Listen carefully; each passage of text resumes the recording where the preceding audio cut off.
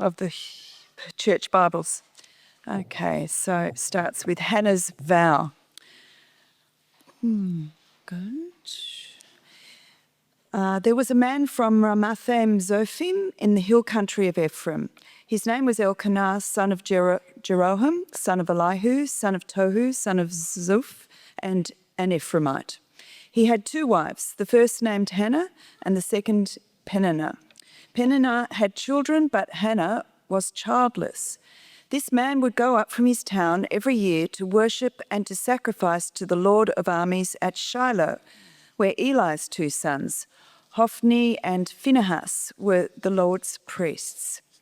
Whenever Elkanah offered a sacrifice, he always gave portions of the meat to his wife Peninnah and to each of her sons and daughters.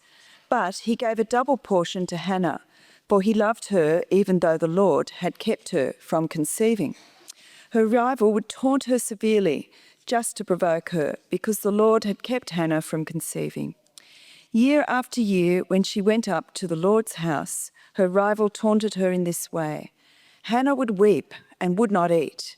"Hannah, why are you crying?" her husband Elkanah would ask. "Why won't you eat? Why are you troubled? Am I not better to you than 10 sons?" On one occasion, Hannah got up after they ate and drank at Shiloh. The priest Eli was sitting on a chair by the doorpost of the Lord's temple. Deeply hurt, Hannah prayed to the Lord and wept with many tears. Making a vow, she pleaded, "Lord of armies, if you will take notice of your servant's affliction, remember and not forget me, and give your servant a son. I will give him to the Lord all the days of his life, and his hair will never be cut."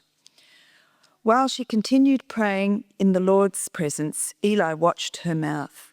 Hannah was praying silently, and though her lips were moving, her voice could not be heard. Eli thought she was drunk and said to her, "How long are you going to be drunk? Get rid of your wine." "No, my lord," Hannah replied. "I'm a woman with a broken heart. I haven't had any wine or beer. I've been pouring out my heart before the Lord. Don't think of me as a wicked woman. I've been praying from the depth of my anguish and resentment." Eli responded, "Go in peace, and may the God of Israel grant the request you've made of him." "May your servant find favour with you," she replied. Then Hannah went on her way. She ate and no longer looked despondent. So the second reading is over the page on chapter 2, verses 1 to 11, Hannah's triumphant prayer. Hannah prayed, "My heart rejoices in the Lord. My horn is lifted up by the Lord. My mouth boasts over my enemies, because I rejoice in your salvation. There is no one holy like the Lord. There is no one besides you, and there's no rock like our God. Do not boast so proudly or let arrogant words come out of your mouth, for the Lord is a God of knowledge and actions are weighed by him. The bows of the warriors are broken, but the feeble are clothed with strength. Those who are full hire themselves out for food, but those who are starving hunger no more. The woman who is childless gives birth to 7, but the woman with many sons pines away. The Lord brings death and gives life. He sends some down to Sheol, and he raises others up. The Lord brings poverty and gives wealth. He humbles and he exalts. He raises the poor from the dust and lifts the needy from the trash heap.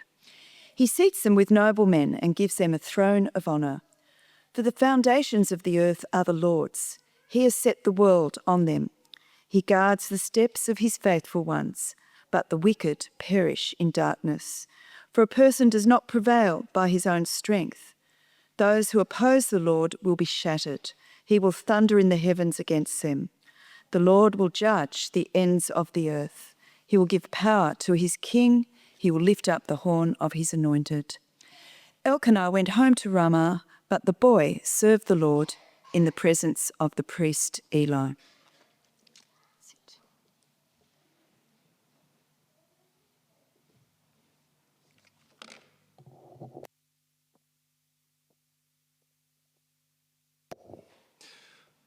I know it's a long reading, but it all works together. We have to, you've got to get the whole story.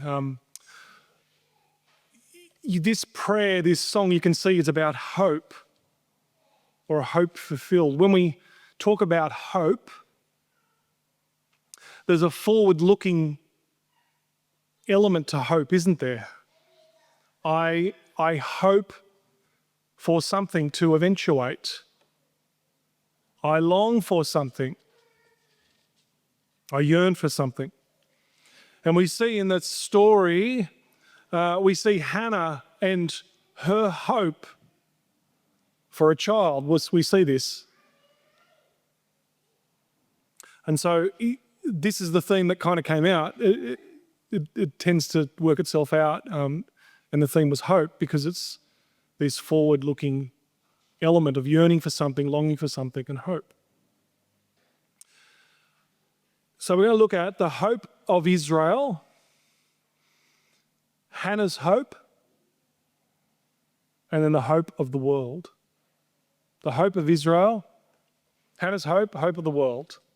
So we start off big, kind of hope of Israel, and then we go in small at Hannah's hope, and then end up big again with the hope of the world. So the hope of Israel, there's a long story here. To be cut it short, is that God had come to Abraham. You'll know this, but he came to Abraham and he called Abraham out from the world. Because Abraham wasn't, it actually says in Genesis 12, he was from the land of Uz. He was a pagan. He was wasn't a God-fearer at all. He was called out from the world. Abraham came out from the world. God was to create a new people, a new community, a faithful community that would follow God. And God's people, Abraham, God's people, 12 tribes and all that, had entered the promised land, and they were to settle there in the promised land. And what happened is, time and time again, God would raise up a new leader who would lead them and bring them forward, and that would be the hope. And we had this at the start of the service. The book of Judges is the book before 1 Samuel. There is a little book in between, but there's a reason why. Anyway, we don't need to talk about that. But the end of Judges, it says this: there was no king in Israel.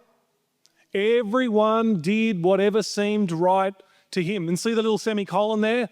It's connect. There was no king in Israel, therefore there were a whole bunch of mini kings, thousands of mini kings, right? Everyone, and in the Hebrew, it's everyone did what they was seemed right in their eyes by their own estimation, because there's no judge, there's no king. And the result, of course, is chaos. There was no hope. So as we get to the book of 1 Samuel, the hope of Israel, the idea that permeates all of this whole book that we'll be looking at through the whole series, the question that's been asked again and again and again, is this the one? Is this leader the hope of Israel, the one who will bring justice, the one who will lead God's people, the one who will lead in justice and righteousness and truth and goodness? And so that's what Samuel's asking us. Is this the one? Is this the one who will lead? And various candidates throughout the book of 1 Samuel pop up as we go through the weeks. We'll see Eli's sons next week. There is Samuel. There are Samuel's sons. There is Saul. There is David. And that's the question. Is this the one? Who will lead God's people? Who will make them into the nation? This is the hope of Israel. This is the largest story as we get to 1 Samuel. And that's why as we read 1 Samuel 1:1, have a look, 233, do follow along, open it up, page 233, because if you don't follow along, you'll miss you just won't be able to follow it. It starts with, there was a man, and you think, is this the one? That's the idea.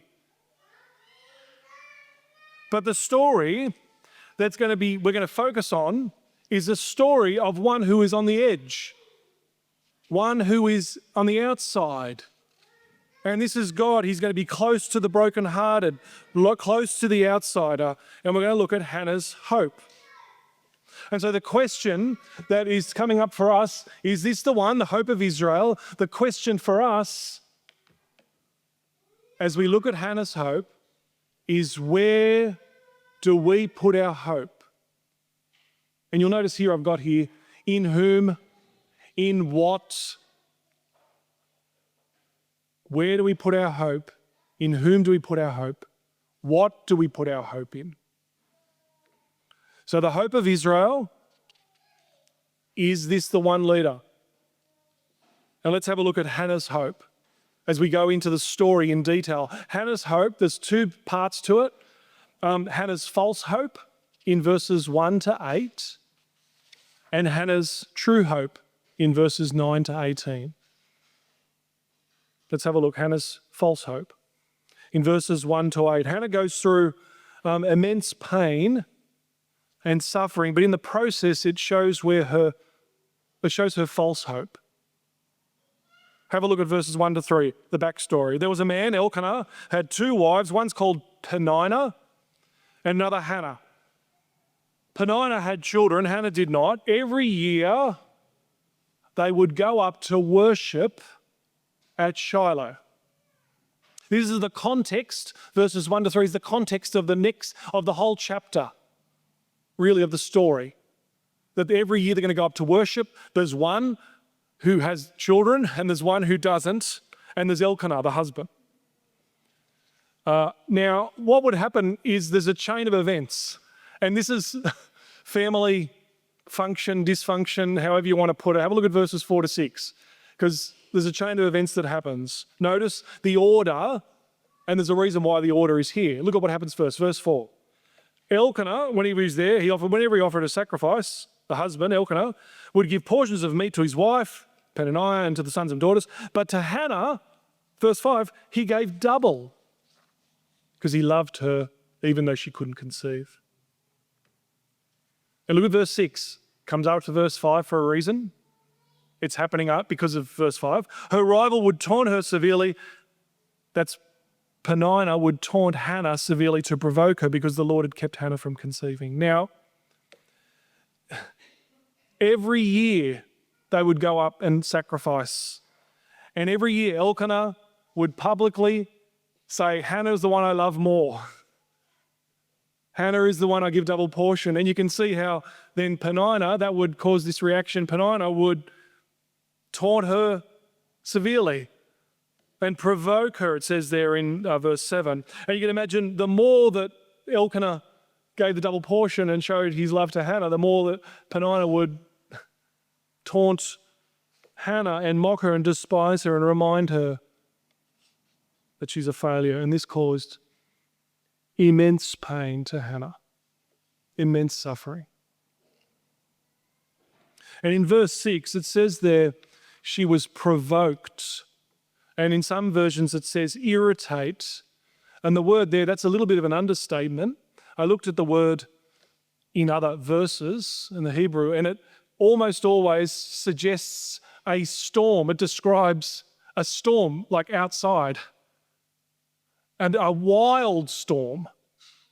And what it's saying is that inside Hannah, she's experiencing this turmoil, this inner storm, a roaring agony. And maybe this is the first, I don't know if this is the first time in literature or a very early time where we see someone's inner life.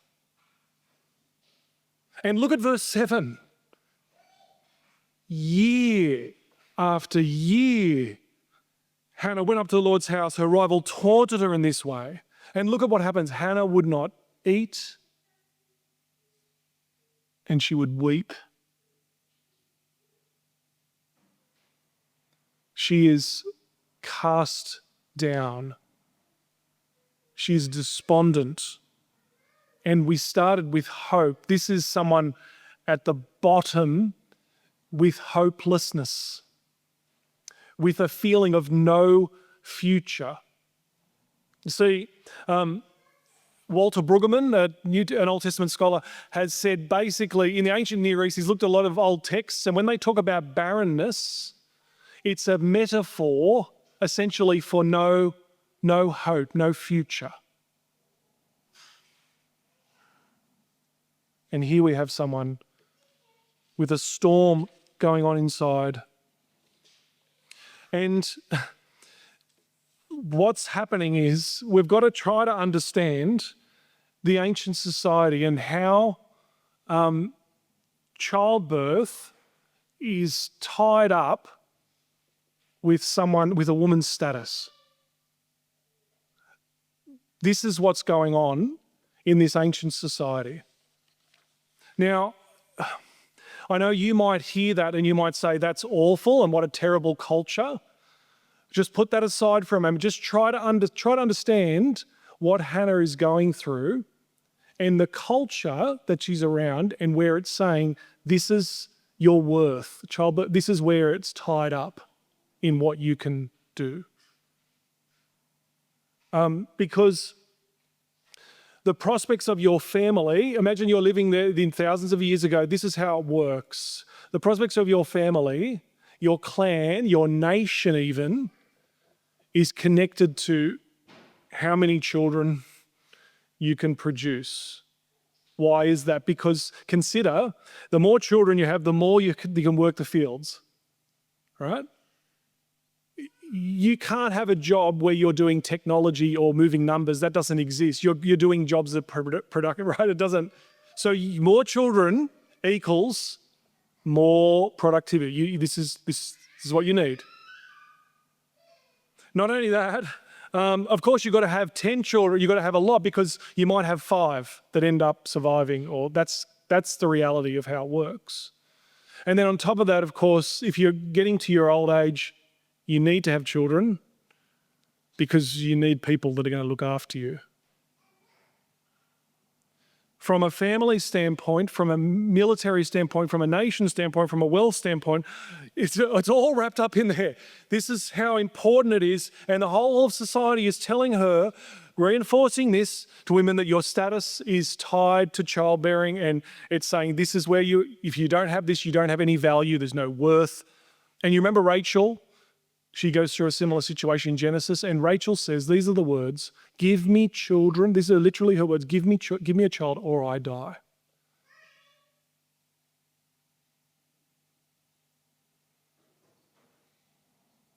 And so Hannah had taken in the culture around her, as she had internalized what everybody is saying, and she tied that to her worth.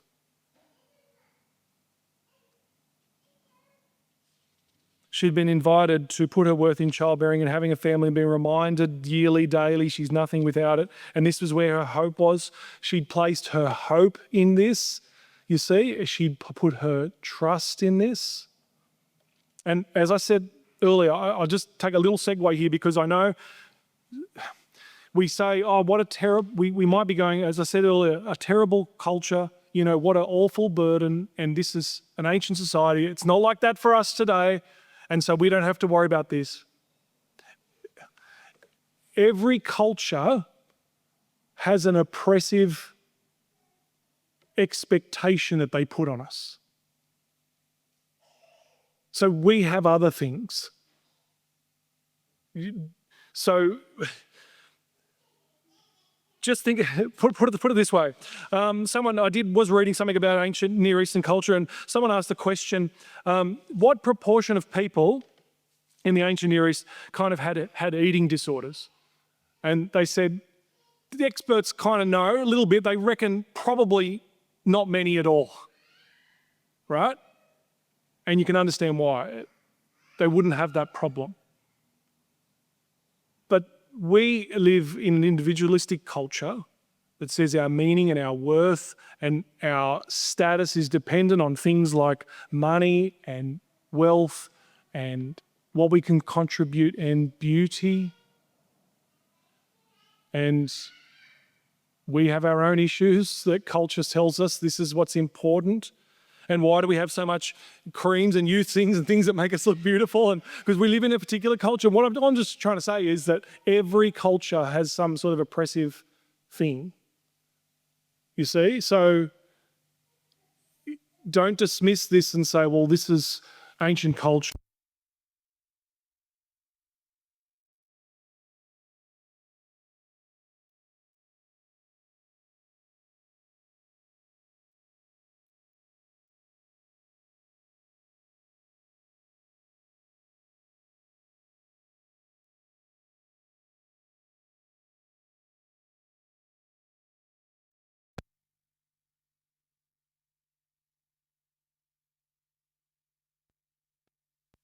Lost power, are we? Here we go.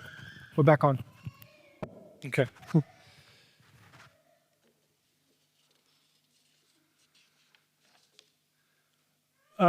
We'll get to her true hope, Hannah's true hope. But I just want you to see a little segue, not a segue, but it's actually following the verses. I just want you to see that Hannah is offered another hope. Have a look at verse 8. Look at verse 8. Look at what her husband does. Verse 8, Hannah, why are you crying? Why don't you eat? Why are you downhearted? Don't I mean more to you than 10 sons? Oh, we just saw 10 children. Don't I mean more to you than 10 sons? What he's saying is, childbirth, okay, you can't have that. Don't worry about that. Here's an alternative. How about me? Put your hope in me. Hannah's been offered by the culture, her identity, bearing children, bringing something, contributing that, building her life on that, what you have to offer. This is your pride and joy. And now Elkanah says, don't worry about that. Make me your pride and joy. Here's the other offering. Make me your hope. I love you. I give you a double portion. Isn't it enough?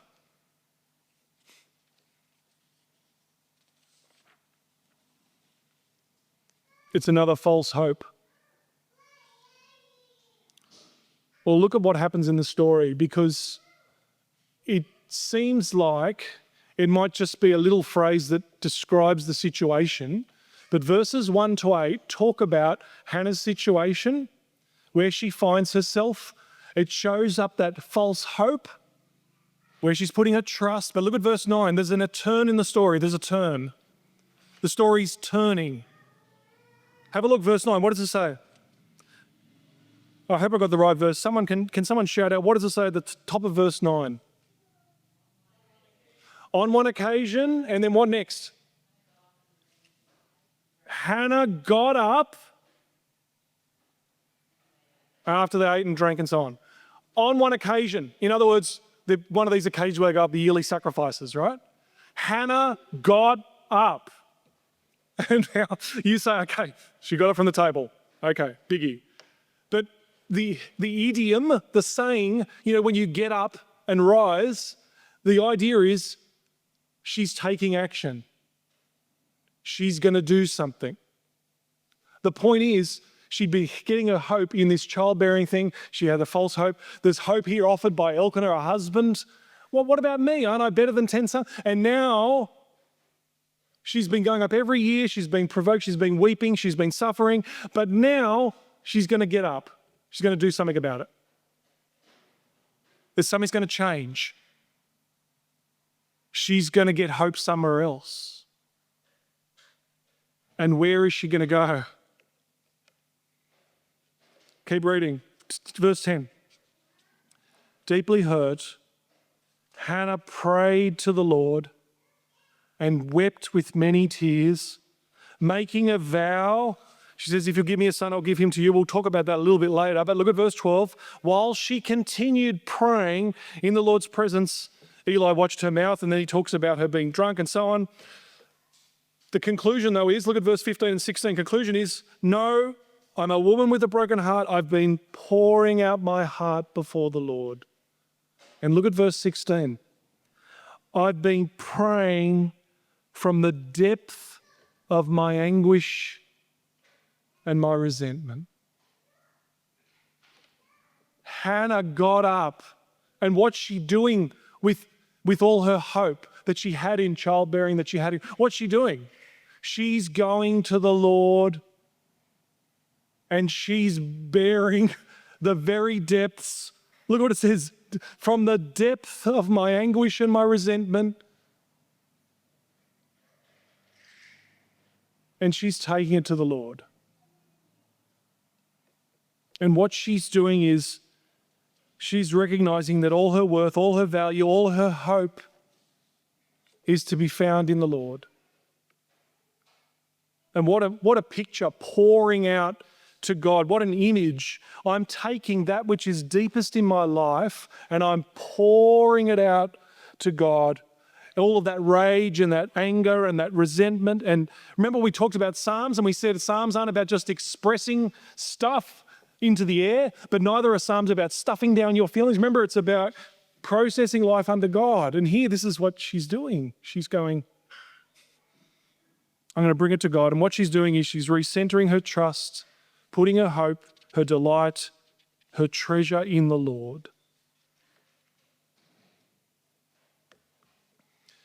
Hannah's hope was a false hope. She realized through her suffering, she realized where her hope had been put, and now she's coming to the Lord.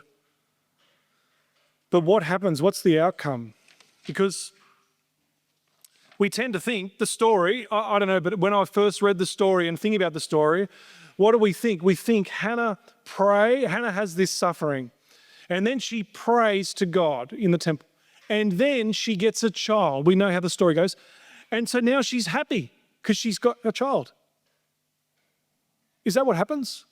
Look, she pours out her heart, depths of anguish and resentment, and then look at the end of verse 18. Look at this. After the blessing with Eli and so on, then Hannah went on her way. What does it say at the end of verse 18? She ate and she was no longer despondent. Has she got the child? No. Has the prayer been answered?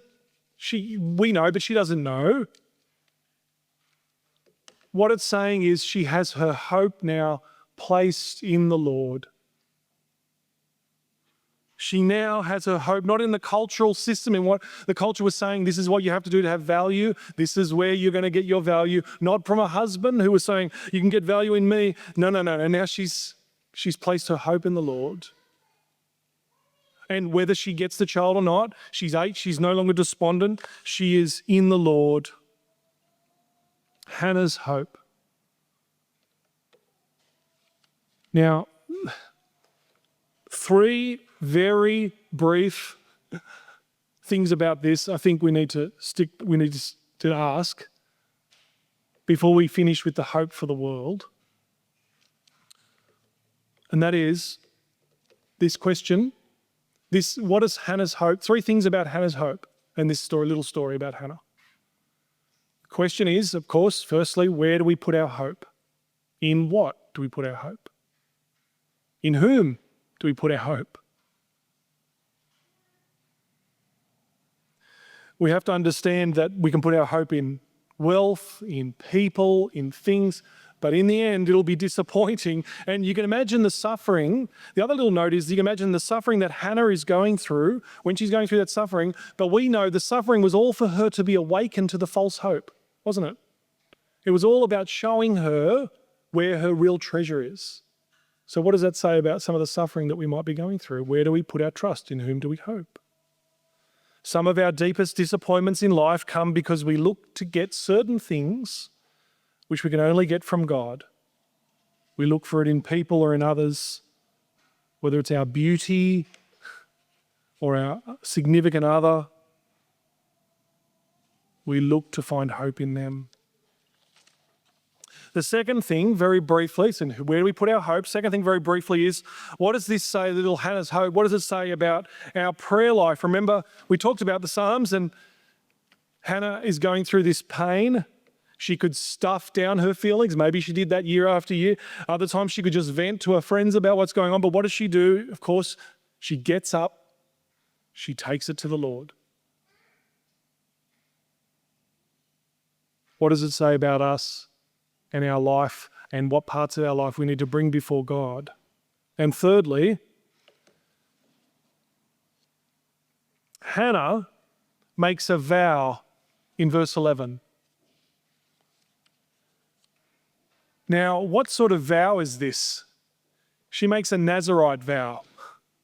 Now, that's kind of the shaving of the head, and the point is, to become a priest, you have to be born into it. The Nazirite vow is the way to get around that, the way to become a priest and not be born into it. But it's serious, like super serious. But the point is this. I don't know if you realize, and maybe you read this and you go, oh, she's talking about give me something and I'll give you something back, God. But consider that she yearned for this child. She wanted this child. She longed for this child. And then she's praying, well, I'll give him away. She won't see the child beyond 3 or 4. She's not, once it's weaned, she's not going to see the child. That's it. And what's happening here? At the start, we started with the hope of Israel. I remember we were asking, who is the one? Is this the one? What's happening is Hannah is saying, because she centered her hope and delight in God, she's saying, at the bottom of my heart, all my life I've asked for this child and wanted this child.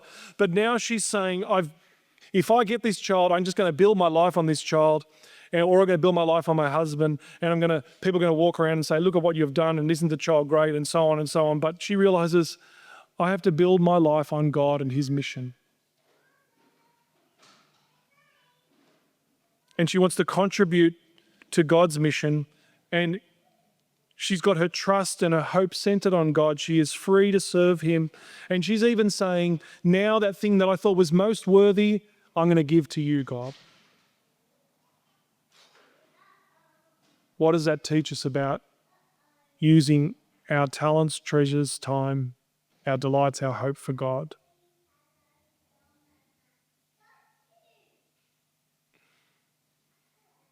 Hannah's hope, false hope, was revealed. She found true hope in the Lord.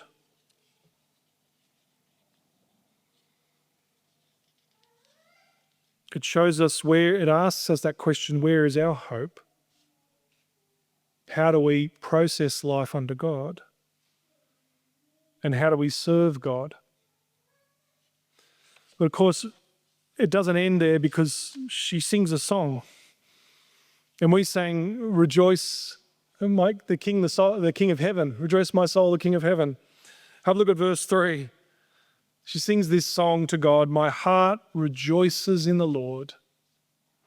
And notice she's singing about her rejoicing in the Lord and her getting joy and delight in the Lord. It's not saying about how she's got a son now. She's talking about her heart rejoices in the Lord. And there's the whole song about the lifting up and the taking down. And it would be good to go through it, but we just haven't got the time to go through it all. Have a look at the end, because this bit we can skip over. But look at what it says at the end of this song. He's talking about God, of course. God, the one who raises up, who takes down, who gives the poor rich, who takes down the rich. It's the upside down thing. But look at what it says at the end. God will give power to his king. He will lift up the horn of the anointed. Anointed means Messiah. This prayer is all about God's chosen one, the one who would come. Remember the question? Is this the one? The king. And then the very next verse, Elkanah went home and the boy served under the priest Eli. And we're asking, is this the one? Hannah's got her delight in God, and she's got all her purposes caught up in service to God, and she's even praying about God and his kingdom, his hope, the hope of Israel, power to the king, the one who is anointed. Well, we know Samuel, as we read through, we will know that Samuel won't be the one. And it won't be Saul. It won't even be David, as good a king as he is. Because there are many, in the Old Testament, there are many children who are born from barrenness. There's Isaac. If you remember Rachel, who said, give me children or I die, and she has Isaac. There is Samson from the book of Judges. There's Samuel. And there's John the Baptist. Do you remember Elizabeth, who couldn't have a child? And all of these were mini saviours. And of course, all of these barren births were pointing to a greater, more impossible birth of one who would have an even more impossible birth, and one who would begin to sing a song. I don't know if you know, but you know about Jesus, of course, but have you thought about the virgin birth is not so much about, did it happen or did it not? It's more about how impossible it is, you see? And this one, Mary, sings a song. And the song is almost identical to Hannah. When Mary begins to sing, she says, "My spirit rejoices in God, my Saviour. He's filled the hungry with good things. He's sent the rich away. He's brought down rulers from their throne, lifted up the humble." It's the same song. Why does she sing like Hannah? Because Mary's the ultimate Hannah. And Jesus is the ultimate Saviour, the ultimate judge, the ultimate Saul, Samuel, David, the one who we listen to.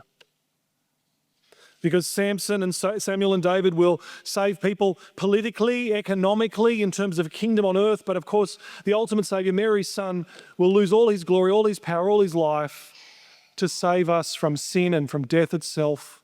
And when Jesus is on the cross, he pours out his soul. Listen to Isaiah. He quoted Psalm 22 where it says, "I poured out my life like water." Listen to Isaiah 53:12. Isaiah 53:12, "He poured out his life unto death and was numbered with the transgressors." Jesus, the hope of the world, the one who was numbered with the sinners, he who knew no sin took on our sin so that we could become the righteousness of God, that we could know him. This one who rules in righteousness and truth and justice, the mighty King, the hope of the world. Jesus is the one, as we go through this book, and we're going to come up with these questions about who we listen to. Jesus is the one who we listen and we follow. The one in whom we, like Hannah, we serve. The one in whom we lay down our lives. The one in whom we trust. The one who has loved us beyond measure, the King.